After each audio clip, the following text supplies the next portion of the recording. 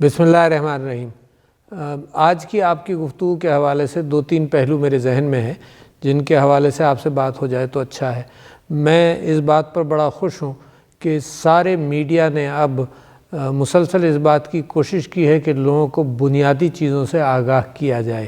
اور اس کے اندر وہی ہاتھ دھونا اور آپ فاصلے رکھنا یہ بے انتہا ضروری تھا۔ یہ میڈیا نے اس کا خوب پرچار کیا ہے، تو میں میڈیا کا بھی مشکور ہوں، ان سیاسی تنظیموں کا اور سیاسی جماعتوں کا بھی مشکور ہوں جنہوں نے اب رائیولریز کے بجائے ایک مثبت کام کرنا شروع کر دیا ہے کرونا وائرس کے حوالے سے۔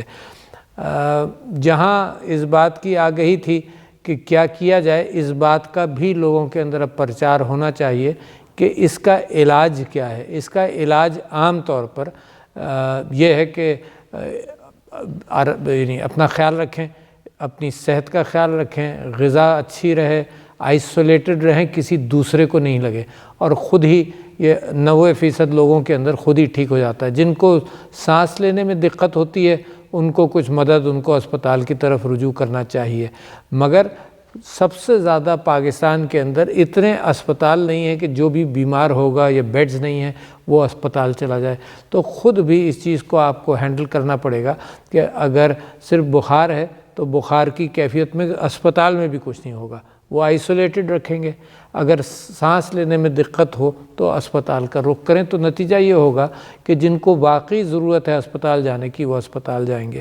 اس کے علاج کے حوالے سے دنیا کے اندر تحقیق ہو رہی ہے۔ ایک تو ویکسین اس کی ابھی تک کوئی ڈیولپ نہیں ہوئی، مگر چائنا اور امریکہ دونوں کہتے ہیں، اور مختلف ممالک یہ کہتے ہیں کہ شاید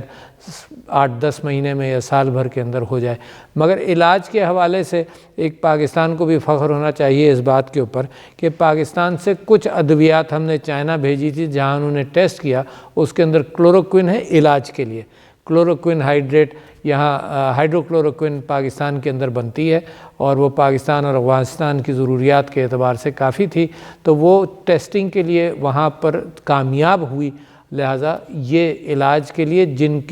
جن کو سانس کی تکلیف ہونی شروع ہو جائے اور جو بوڑھے لوگ ہیں ان کے علاج کے لیے، اس میں پریونشن کے لیے ویسے ہی کھانے سے کوئی فائدہ نہیں ہے، بلکہ اس سے ہارٹ کے مریضوں کو، ڈائبٹیز کے مریضوں کو نقصان ہونے کا بھی امکان ہے۔ تو ایک بڑے زوروں کے اندر لوگوں نے خریدنا شروع کر دیا تھا، اور میرے پاس اتنے سارے سوال آ رہے تھے کہ میں اس سلسلے میں وضاحت کر دوں۔ تو یہ پریونشن کے لیے نہیں ہے، یہ صرف علاج کے لیے، اور جن کو سانس لینے کے اندر تکلیف ہو اور زیادہ ہو ان کے لیے یہ علاج کے اندر کام کرے گا۔ مگر یہ کہ پاکستان کے اوپر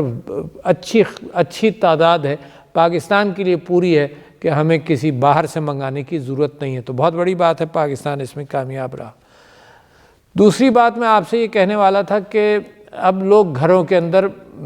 اپنے آپ کو انہوں نے حصار کر لیا ہے، تو خود ہی محصور کیا ہے اپنے آپ کو گھر کے اندر۔ تو اس حوالے سے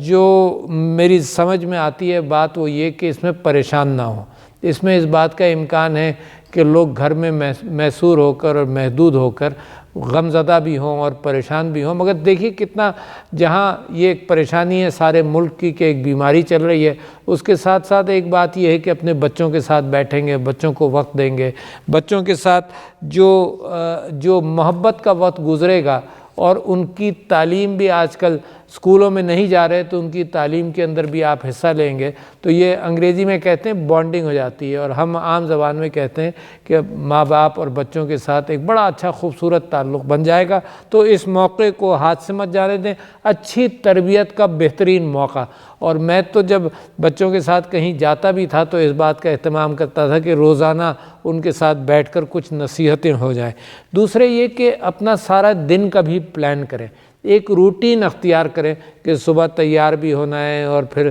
اس طرح سے اپنا کام بھی کرنا ہے، اور ٹیلی فون کے ذریعے ایک رابطہ ہے لوگوں کے ساتھ جو بڑا اہم ہے، تو اس کو بھی مت چھوڑیں۔ ایکسرسائز کریں، بہت ضروری ہے کہ اپنی طاقت کو برقرار رکھیں۔ اچھا، اور کوئی ہابی ہو، پڑھنے کی ہابی ہو تو بہت ہی اچھا ہے۔ پریشانی کا وقت الگ کر لیں، سارے دن پریشان مت رہو، یہ سوچیں کہ 6 بجے کے بعد 6 سے 6:30 تک جتنے پریشان خیالات آتے ہیں ان کو میں دیکھوں گا۔ عبادت کریں، عبادت سے بے انتہا سکون ملتا ہے نا۔ شکر کرنے کے اعتبار سے بھی جب آدمی شکر ادا کرتا ہے تو وہ پریشانیاں اس کی کم ہو جاتی ہیں۔ اور یہ ذہن میں رکھیے کہ دیکھیے گھر کے اندر ہنسی خوشی کے اعتبار سے